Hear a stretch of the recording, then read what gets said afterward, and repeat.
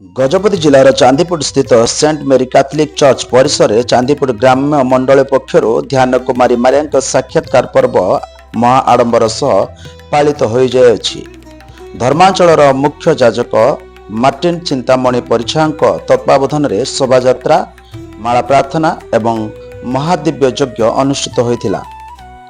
पारलाखेमुंडी धर्मांचल मुख्य जाजक अजित कुमार नायक दिव्य यज्ञ परिचालन करथिबा बेले शांतिनगर सहकारी जाजक हेमंत दलाई मां मारिया जीवन और आदर्श संपर्क में वाक्य प्रचार करथिले। एही अवसर में बहु संख्यक विश्वास योगदान करथिबा बेले युवगोष्ठी पक्षरु भक्ति गीत और नृत्य परिवेषण करा जायतिला।